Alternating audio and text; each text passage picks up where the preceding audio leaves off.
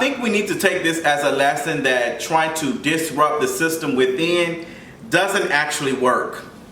Y'all already know what time it is. I got the black V-neck on.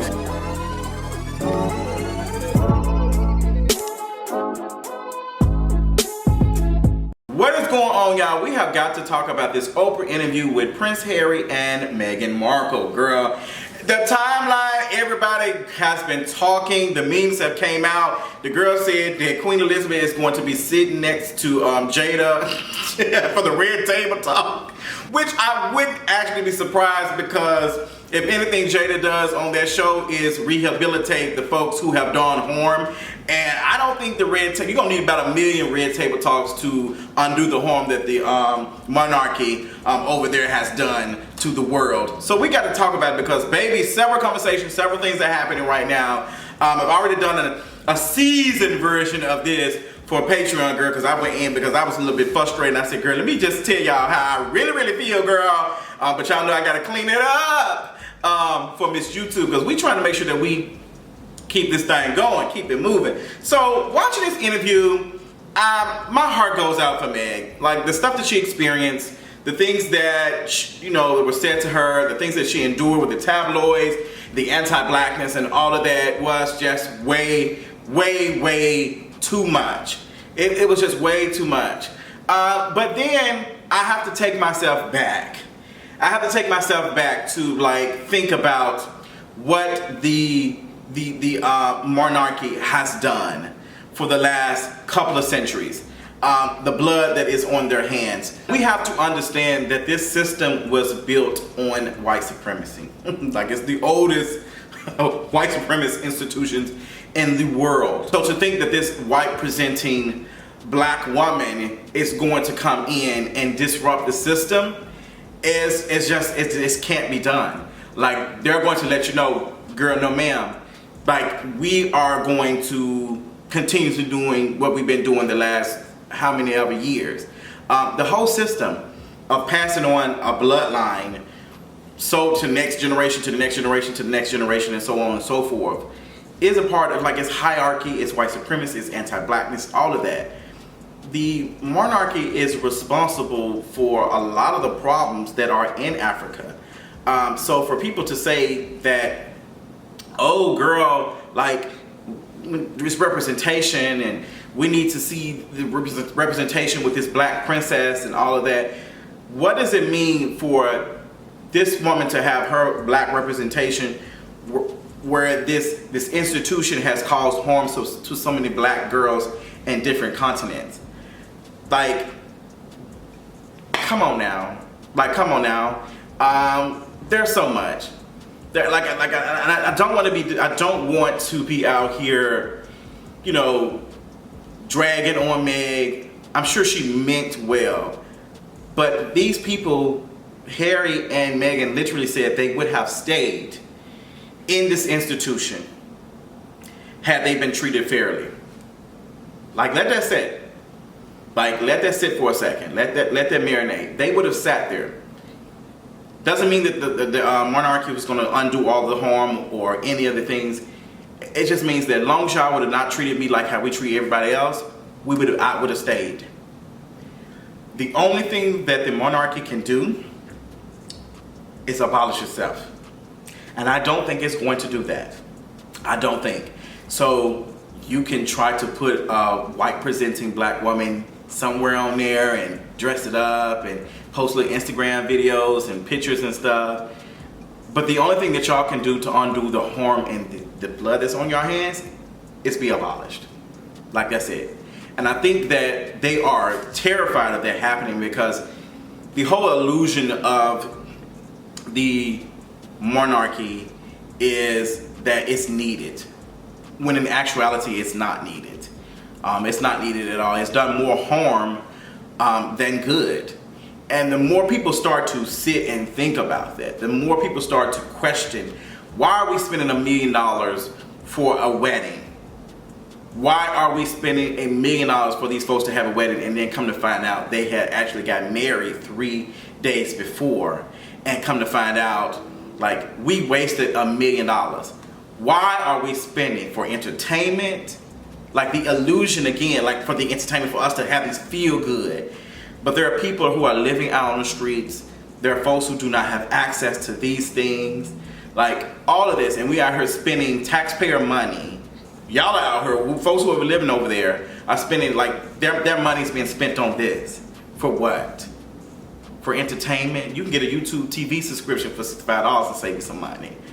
But that's all ultimately what it is, and they know that. They know that, which is why they do these little tours and stuff to entertain folks. That's why, like all this stuff, we do the same stuff in the U.S. These dinners they have at the White House and all these things. All of that stuff is pure entertainment to keep us from focusing on the real issues. The real issues. The real things that are going on. So let's have a conversation about this child. This child that was unborn, and people were asking, okay girl, what the color of the child going to be? And I'm listening to white folks. I done watched so many interviews and stuff over there in the like UK.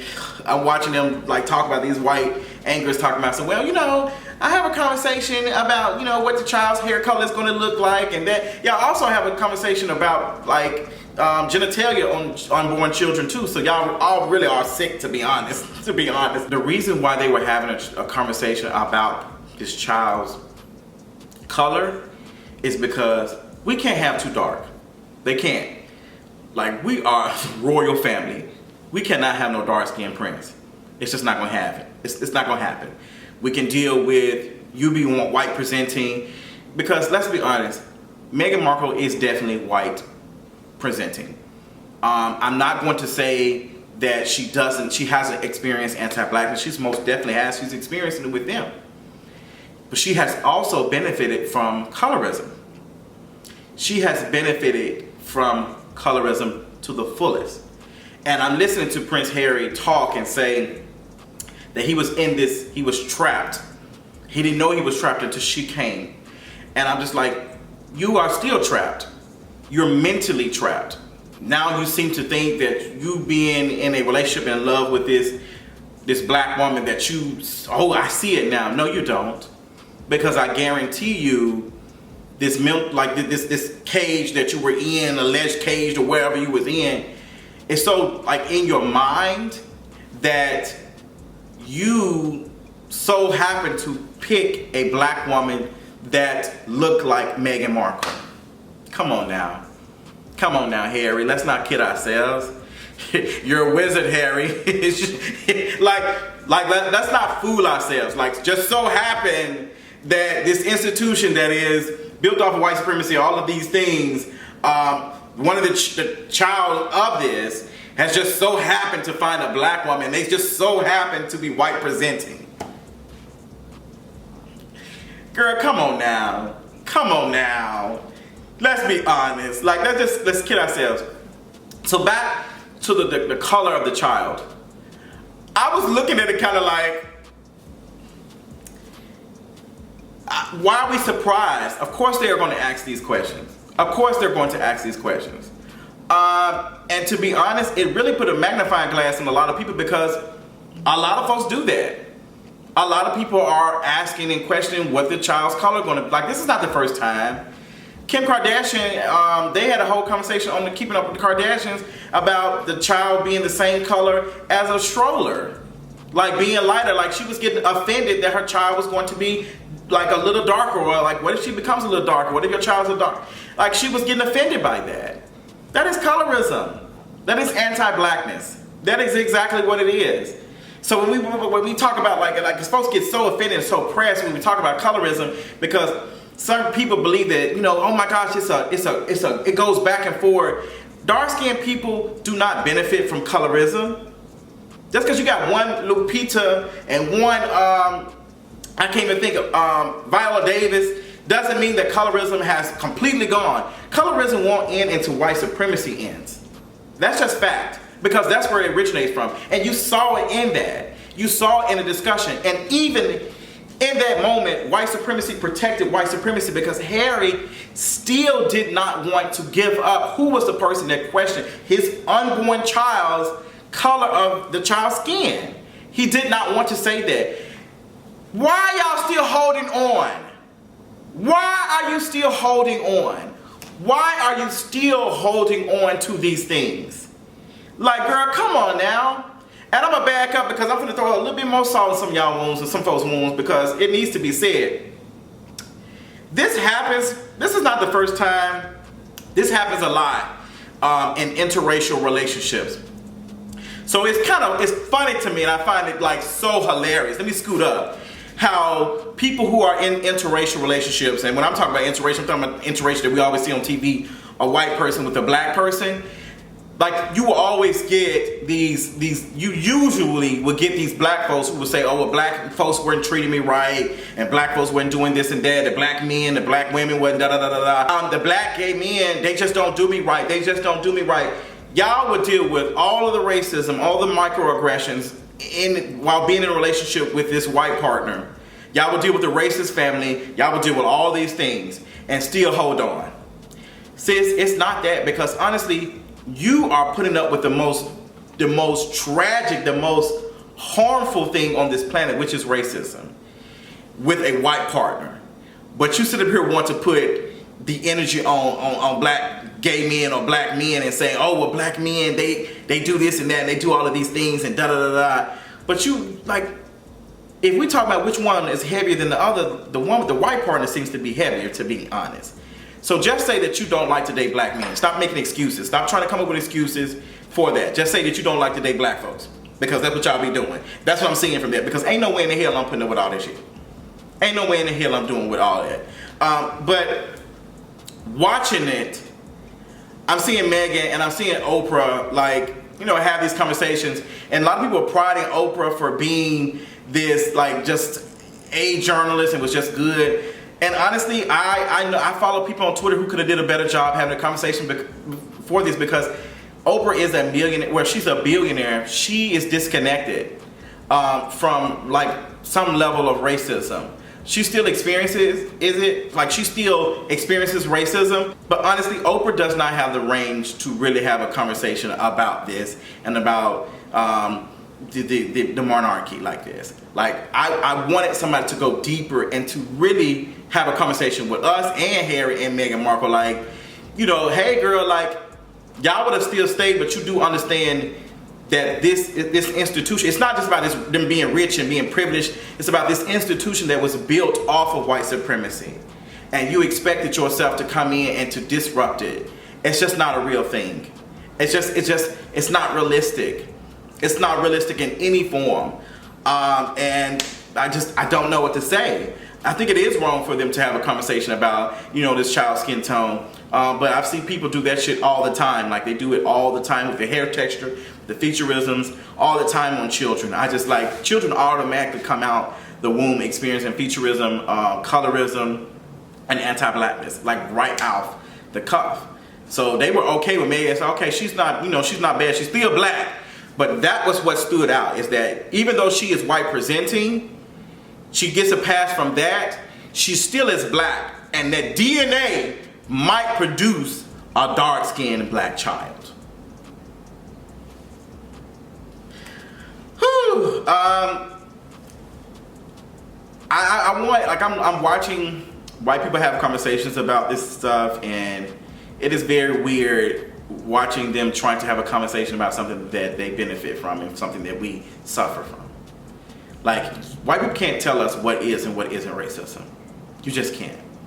There's, like, you can't. Like, you just really, you can't. You can try, you can amplify the voices of black and brown folks, but for you to try to tell us what is, I'm listening to Piers Morgan talk about, well, what if this and that, like, oh, what if this is what they meant? Like, no, sis, absolutely not. Absolutely not. That's not what they meant when they had a conversation about this child's skin tone. Like, come on now. That's why the only thing that the British monarchy can do is abolish itself. That's it. That's the only solution. That is the only solution. No rebranding, no cleanup image. Like, people are like, I'm seeing, and I really knew this was going to happen when Amanda, the girl who did the poem at the inauguration of Joe Biden, I knew she was going to turn into one of those folks. I just knew it. I felt it in my soul. And I saw her tweet and was just saying that so much stuff could have been done with Meghan Markle. She could have, you know, changed it. She was not going to, and that's the point that we're giving y'all. That is the point, that she was not going to be able to do that. So this idea that representation is just the only thing, it's not. You cannot just, oh, this is what y'all need. You have to fix the harm that you have caused first. You can't just slap a name on it. Like, you can't be out here slapping a name and renaming it without cleaning up the mess that caused it, because it's just going to happen again. And when we talk about the British monarchy, there is no way to absolve yourselves of the genocide that you have caused, the global problems that you have caused throughout y'all reign. The only solution is abolition. That's the only solution. So I'm not interested in, you know, having a black princess. That doesn't move you. We need to be teaching our folks there is more to just than that. Like, we can't be out here giving this, like, we're doing the same thing that was done with Pocahontas, like this revisionist bullshit over and over again. Like, the British monarchy is responsible for so much of the shit that we are facing right now. So you should not be trying to look for representation on some shit that has caused your devastation. Like, no, absolutely not. So these are my thoughts. I probably would talk about this in a part 2 or something, because there was so many things. But I just wanted to talk about this in a short video as much as I can get it short, because there was just so much shit. I feel like I could have talked about this for an hour, but I want to bore y'all to death. But I might do a live stream about it sometime this week, because it was an important conversation. Comment below, let's have a discussion about it. I might do a part 2. Tell me what you thought about the interview. Let me know if there's something I left out and that I can talk about in a part 2. And I'll talk y'all later on tonight. Bye.